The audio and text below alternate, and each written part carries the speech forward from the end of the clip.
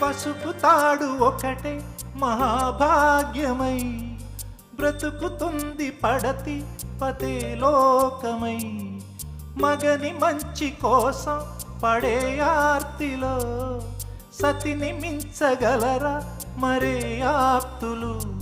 ఏ పూజ చేసినా ఏ నోము నోచినా ఏ స్వార్థము లేని త్యాగం భార్యగా రూపమే పొందగా.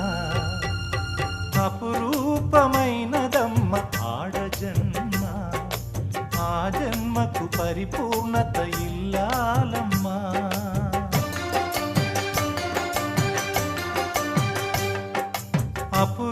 అపురూపమైనదమ్మ ఆడజన్మ, ఆ జన్మకు పరిపూర్ణత